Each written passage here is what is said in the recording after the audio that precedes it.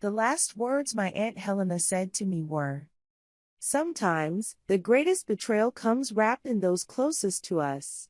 At the time, I couldn't understand the meaning behind her words. But now, I understand them perfectly. My name is Amelia Robinson. The Robinson family was known in town as one of the most successful real estate developers. My father, Coleman, lived by the motto, "Everything can be solved with money," while my mother, Kathy, believed that appearance reflects inner character. With these principles, we always lived the most luxurious life. A grand mansion, the latest model cars, vacations in Europe. My parents took pleasure in flaunting their wealth. My older brother, Shannon, and my younger sister, Claudia, embraced my parents' values without hesitation. Shannon acted like a miniature version of my father, while Claudia mimicked my mother's refined taste and obsession with social status.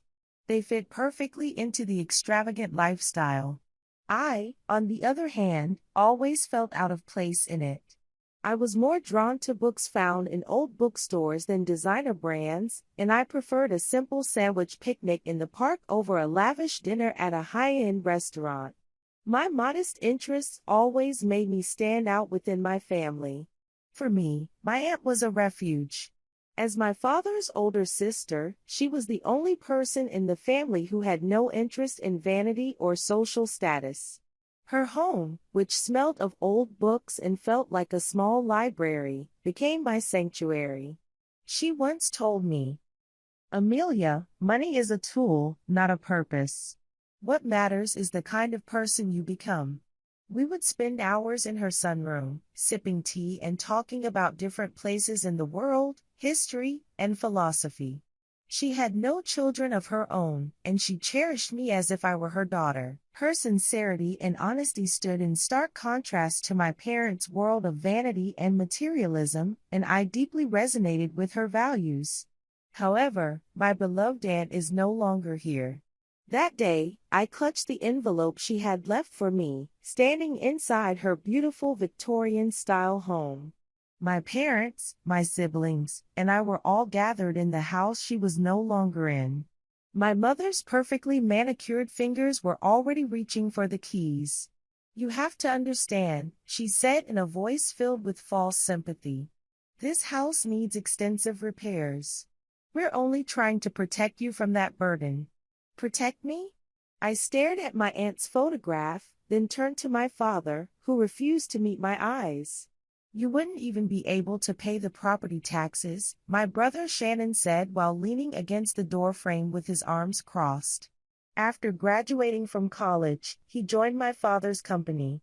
I could still imagine the scent of the lavender sachets my aunt used to make lingering in the air. Just a few months ago, I had been sitting in her sunroom, drinking tea and listening to stories from her youth. Now, instead, everyone was circling like vultures, picking apart what remained of her life. "I won't allow this," I said, my voice trembling. "Aunt Helena left this house to me. It's written in her will." Actually, my younger sister Claudia interjected. "Mom and Dad have the power of attorney. The will has already been taken care of." I felt the blood drain from my face. "What do you mean?" "We found a wonderful buyer," my mother said, smoothing down her designer blouse. "He offered far more than the market price. I've already signed the contract." I tightened my grip on the envelope from my aunt. It had arrived from the lawyer this morning, but I hadn't opened it yet. "Don't be so dramatic, Amelia," my father finally spoke. "We are family." I laughed. Even to my own ears, the sound was unpleasant. Family wouldn't do this. "Get out of this house," they filed out in a single line. At the door, my mother paused. "Tomorrow, we're meeting the buyer to hand over the keys. You should come. Let's make peace." Once they were gone, I sank into my aunt's favorite armchair and, with trembling hands, opened the envelope. Inside was a single piece of paper and a small key. It began with, "My dearest Amelia. If you're reading this, it means I'm no longer in this world. And they are doing exactly what I feared they would. But don't worry. Go see Daphne, my lawyer. She will help you. I stood up. My heart pounded. My aunt always said, the best revenge is carried out with patience and wisdom. It seemed she had left me the recipe for it. Daphne's law office smelled of leather and coffee. I placed my aunt's documents on her desk. Can they really sell the house without my consent? She smiled. That smile made me sit up straighter. That's the interesting part. 6 months ago, your aunt added a special clause to her will. Even with power of attorney, they cannot sell the house without your explicit written consent. But my mother said the sale contract has already been finalized. Which means, Daphne leaned forward and added, someone forged your signature. My hands clenched tightly around the armrest. Look at this. She pulled out a document. This is the date you supposedly signed the sales contract. But on that day, you were in Guatemala for volunteer work, weren't you? Yes. It was exactly 1 week after my aunt passed away. I had to go. I even have my flight receipt. Keep that with you. We're going to need it. Daphne began typing into her computer. Your mother and the buyer, Daniel Sanders, are scheduled to be here today. But he should know that this purchase is not legally valid. Do you really think we can stop this? Amelia, she looked me in the eye. This is a violation of the law. Whoever forged your signature will face serious consequences. Just then, there was a knock on the door. Daniel Sanders stepped inside. He looked concerned. Please, have a seat, Daphne gestured to the chair. Your mother assured me everything was in order. He glanced at me and said that. She lied. I stated firmly and added, I did not sign that document. His face paled. Daphne slid the papers across the desk. The sale requires Amelia's consent. This signature is forged. She was in another country on that day. Daniel ran a hand through his hair. I was told that you had agreed not to be present for the signing. They lied to you. He hesitated for a moment before reaching for his briefcase. I did find something odd. You should take a look at this email. Your family was extremely eager to push this sale through. He laid out several printed emails on Daphne's desk. In my mind, my aunt's words echoed. The greatest betrayal comes wrapped in those closest to us. She had known what they were planning all along. The reason my company became interested in this area, Daniel explained, was because the city's new urban development plan had just been announced. The land where your aunt's house stands is particularly valuable. But that information wasn't publicly available yet, Daphne said. Daniel nodded. Your father has connections with the city's development committee. It seems he obtained the details before they were made public. He then approached my company, offering to sell this property. It was a good investment for us, so we were interested. I thought about what that meant. So, my father was trying to make a profit using insider information. That's correct. But the problem became even more complicated from there. Daniel continued. When your mother first contacted us, she claimed that the house was theirs. As negotiations progressed and the contract neared finalization, they suddenly mentioned that your signature was required. Even then, they assured us it wouldn't be a problem. Hearing this made me feel sick. Then, I looked at the date on the email where my father first proposed the sale. This was sent 2 days after my aunt's funeral. It's as if they had everything planned. Daphne organized the documents. Mr. Sanders, will you cooperate with us? Yes. He nodded. When they insisted on rushing everything, I should have asked more questions. I'm sorry, Daniel said quietly. At that moment, the office door swung open, and my mother stood there, as polished and composed as ever. Claudia was behind her. Amelia, what are you doing? Her voice was like steel wrapped in silk. I was just about to ask you the same thing. I held up the forged documents. She barely looked at me. Daniel, we had an agreement. An agreement based on fraud. He stood up. I'm withdrawing my offer. My mother's composed demeanor cracked. You can't do that. The funds have already been allocated. I stood up as well. For money you don't even have yet? Claudia stepped forward. Amelia, please. Mom and Dad need this money. For the business. What business? I pressed, turning to my mother. She shot Claudia a warning glance. That's enough. Amelia, you're making a terrible mistake, she said that coldly. That house is nothing but a burden. Then why are you so desperate to sell it? I pulled out my aunt's letter. Explain to me. Why did you need to forge my signature just to push this sale through? She stopped in front of the door. Some things are better left unknown, Amelia, she said quietly. As I stepped out of Daphne's office, Shannon caught me in the parking lot. You're making a huge mistake. He blocked my path to my car. Mom and Dad have everything riding on this deal. Enough to forge my signature? I asked. This is a business opportunity that will take the company to the next level. So that gives you the right to steal my inheritance? He let out a bitter laugh. You were always Aunt Helena's favorite. Sunday dinners, holidays, everything was always about precious Amelia. That's not true. Then why did she leave you the house? What did you talk about for hours in that ridiculous sunroom? You must have manipulated her into giving you the inheritance. A car door slammed nearby. Claudia approached, the sound of her high heels clicking against the asphalt. Come to the Royal Hotel at 8 p.m. tonight, she said without meeting my eyes. There's something I need to show you about the house. Shannon turned to her. Claudia? Enough with the lies, she said, crossing her arms. Mom and Dad are meeting tonight to go over their plan. Why are you telling her this? I found documents in Mom's office about Aunt Helena's estate. They don't match what the will says. She hesitated. Shannon stepped closer to her.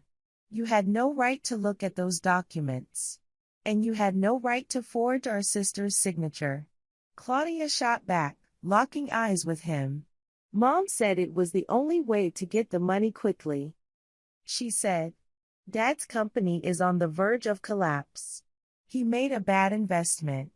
They need the money immediately to pay off debts. She continued, tonight at 8 p.m. Room 412. You have to come. Shannon grabbed her arm. You're going to regret this. No. She pulled away. I'm done pretending I don't know. Aunt Helena wouldn't have wanted this. I looked at my brother and sister. An enraged brother and a sister finally waking up to her conscience. Thank you for telling me, Claudia. But why? I asked. She gave me a sad smile. Aunt Helena always said, doing the right thing late is still better than never doing it at all. I got into my car and emailed Daphne about tonight. Room 412 of the Royal Hotel had a door connecting to room 414. Daphne and I pressed our ears against the wall in 412. Thanks to the hotel's thin walls, my mother's voice was crystal clear. They're expecting the money by Monday. If we don't have it by then, it's over. Amelia's lawyer is already involved. We need to do something. That was my father's voice. I spent 30 years building this company. I won't let it all go to waste. I pressed the record button on my phone. The land that house sits on can sell for a fortune. That money is the only thing that can save the company. My mother sounded frustrated. Helena was cunning. She put the property in a trust so Amelia couldn't sell it until she turned 40. She knew we would try to sell the house. That's why she changed her will at the last moment. My father sighed. She made sure we couldn't get our hands on it. We failed. My mother's voice turned cold. Go back to that house and... A loud noise interrupted the conversation. Claudia had entered the room. Mom. Dad. Claudia? What's wrong? What are you doing here? She said. I heard everything. All of it. This has nothing to do with you. It has everything to do with me. You're stealing from Aunt Helena's estate. From Amelia. We are only protecting the family's inheritance. My mother insisted. With forged signatures and trust violations? Claudia's voice cracked. You deceived Amelia just to cover your own failures. If you had run an honest business, you wouldn't be in this mess. Claudia! My mother shouted. Aunt Helena saw right through you. That's why she changed her will.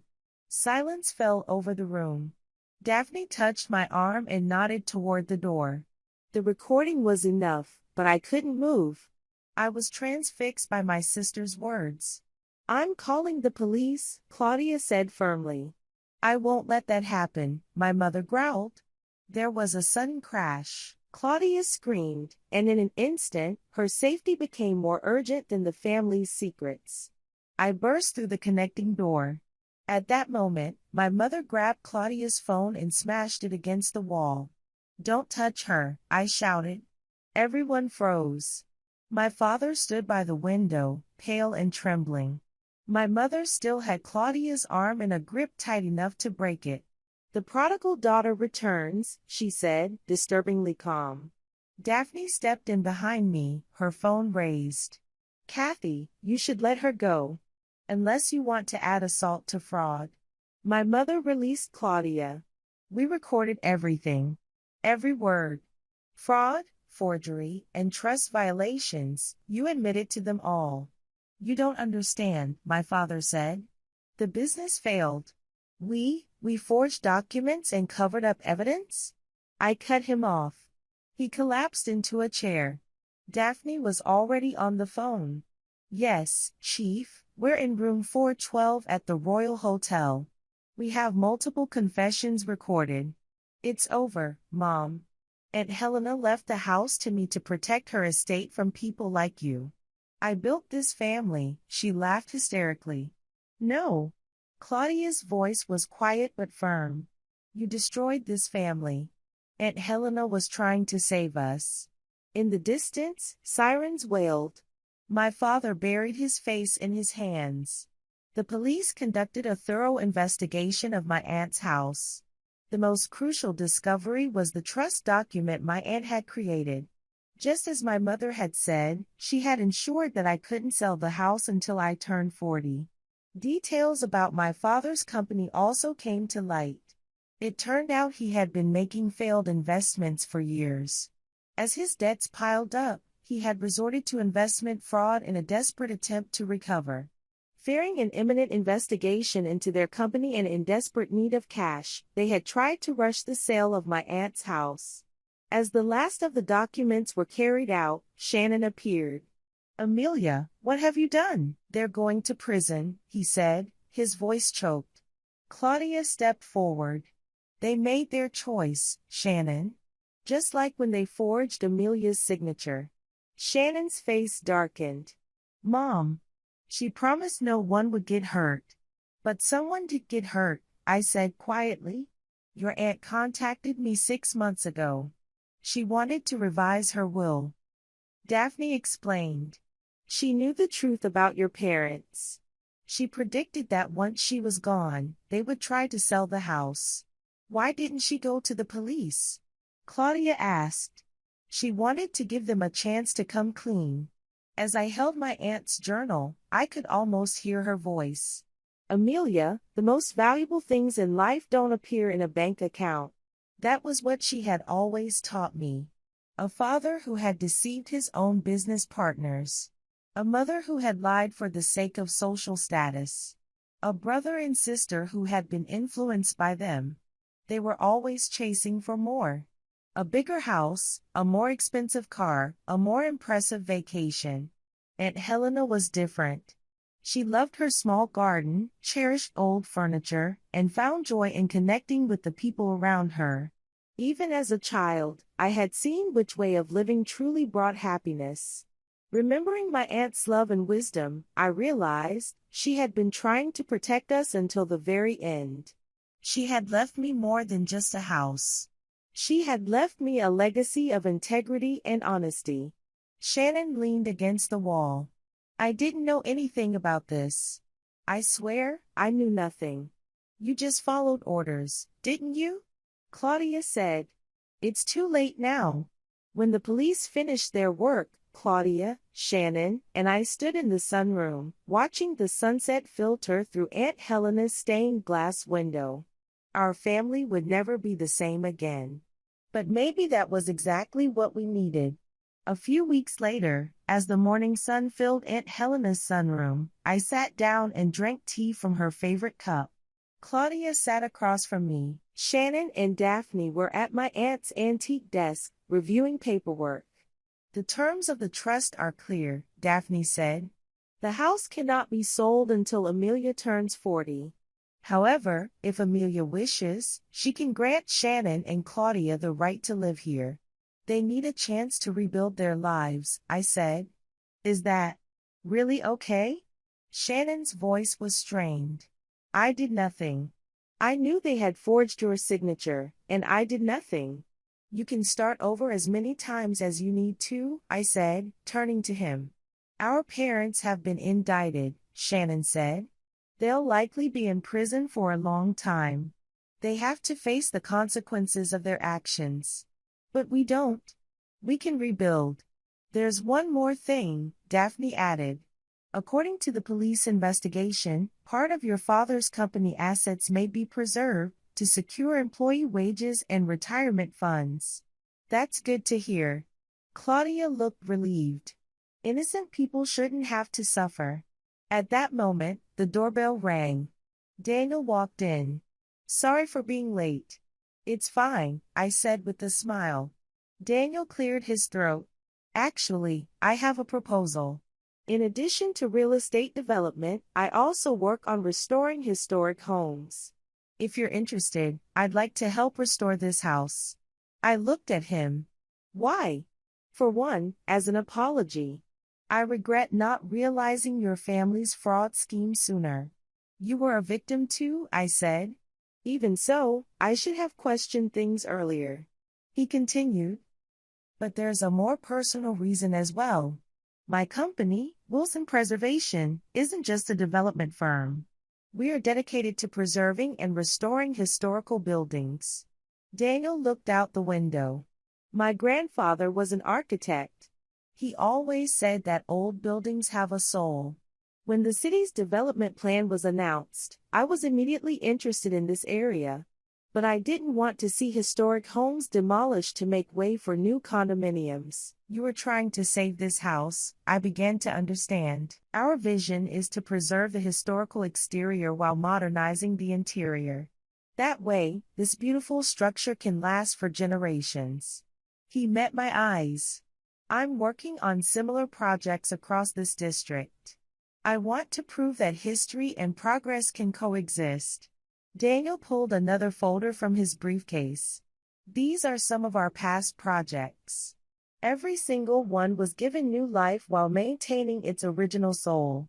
As I listened to his words and saw his passion, I saw glimpses of my aunt in him. She, too, had understood the value of the old and the importance of preserving it. 1 year later, my aunt's house had been fully restored. The old wallpaper had been stripped, the floors refinished, and the leaking roof repaired. It was beautiful and alive once again. My siblings and I lived in the restored home, carrying on my aunt's memory. My parents' trial had also ended. Both my father and mother had been convicted on multiple charges and had pleaded guilty. They were each sentenced to 7 years in prison. None of us had visited them. Shannon worked tirelessly to save the company, ensuring its survival. We were continuing the family business, but the right way. Shannon led with a new ethical standard, while Claudia ensured financial honesty and transparency. As for me, I was preserving my aunt's legacy while shaping a new vision for our family's future. And my relationship with Daniel had deepened. He had become an essential part of my life. One night, after a dinner under the full moon, he led me into the garden. Amelia, he said, since meeting you, my life has changed. And it's not just the house that's been restored. He pulled a small box from his pocket. I want to walk this journey with you, forever. I looked at him, and my aunt's wisdom echoed in my mind. Sometimes, the greatest blessings come wrapped in the most unexpected packages. Yes, I answered. Let's walk this journey together. At that moment, the wind swept through the windows, and the stained glass shimmered under the moonlight, as if my aunt was smiling down at me.